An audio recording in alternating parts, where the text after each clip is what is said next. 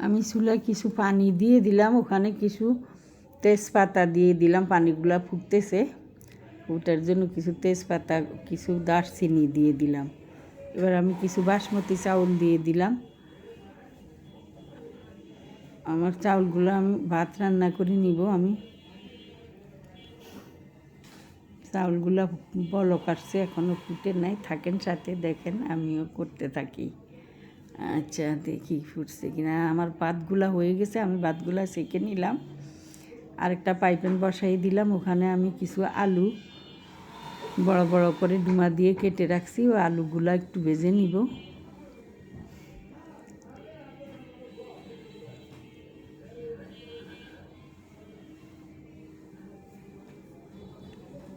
ঘরেই সহজে রান্না করে নিতে পারেন কাচ্চি, হোটেল স্টাইলের কাচ্চি বিরিয়ানি, কোনো অসুবিধা হয় না। দেখে নেন, রেসিপিটা দিয়ে দিলাম, ঠিক হোটেল স্টাইলের হবে ইনশাল্লাহ।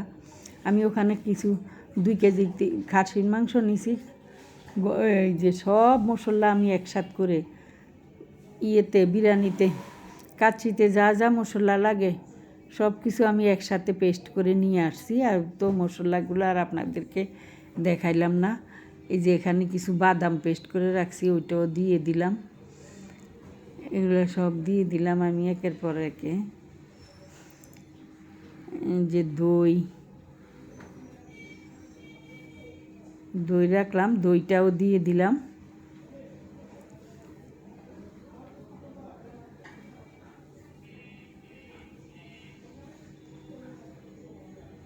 ঘরেই সুন্দর করে এই যে বাটার রাখলাম, বাটারটা দিয়ে দিলাম।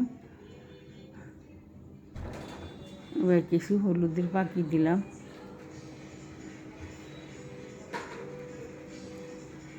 কিছু হলুদ মরিচের পাখি দিয়ে দিলাম। এবার ওই যে ধনিয়ার পাখি, জিরার পাখি, এগুলো করে রাখছি, ওগুলা দিয়ে দিলাম।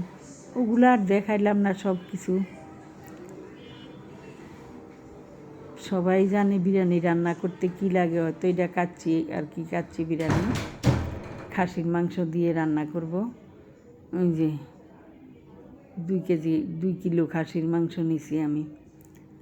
সবগুলা মশলা দিয়ে দিলাম। এই যে গরম মশলাগুলা দিয়ে দিতেছি একে একে। কাচ্চির মশলাগুলো একটু আলাদা লাগে, ওগুলো আপনারা দোকান থেকে বলে আনলেই হবে কি কি লাগে। এই যে কিছু পাউডারের দুধ দিয়ে দিলাম। আমি এখন হাতে মাখাই নিয়ে লবণ দিয়ে দিলাম। হাতে মাখাই নিছি আমি সম্পূর্ণগুলো।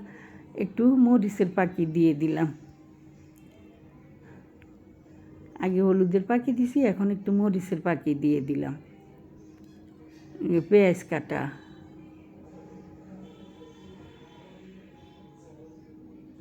আবার একটু মিক্স করে দেই সব কিছু।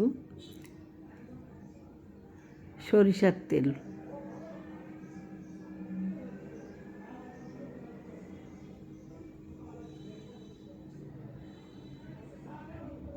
সামান্য একটু ওই যে লবণ, একটু লবণ দিয়ে দিলাম। আর এই যে চাউল, মাংসগুলা সব কিছু মাখাইয়ে টাখাইয়ে এখন আমি ওই যে উপর দিয়ে চাউল দিতেছি। 1 পাল্লা চাউল দিলাম, আবার গরম মশলা দিলাম, আবার এই যে কিশমিশ, আলু বোখারা, ওগুলা দিয়ে দিলাম। মাংসটা নিচেই থাকলো, আমার উপরগুলা তো ভাত, এই জন্য মাংসের সাথে মিশলাম না। মাংসটা নিচে দিয়ে মাখাইয়ে নিচে রেখে দিয়ে হান্ডির নিচেই রয়ে গেল। মাংসটা উপর দিয়ে আমি ভাতগুলা দিতেছি, আর মশলাগুলা একের পর এক দিয়ে দিতেছি।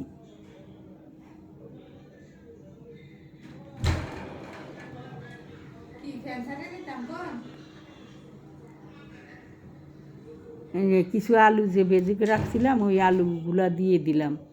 যে কাঁচা লঙ্কা দিয়ে দিলাম, কাঁচামরিচ দিয়ে দিলাম, সবগুলা ভাত এবার দিয়ে দিলাম।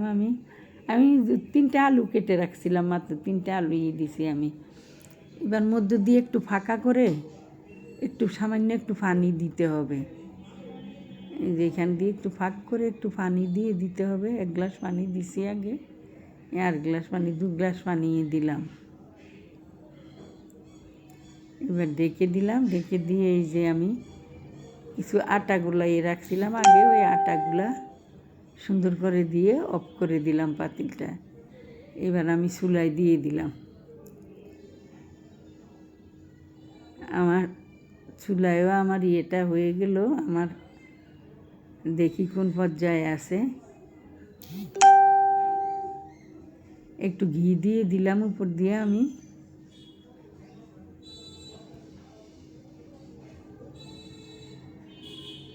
ঘিটা আগে দিই না, ঘিটা পরে দিলে ঘ্রাণটা ভালো থাকে, নাহলে ঘিয়ের ঘ্রাণটা চলে যায়।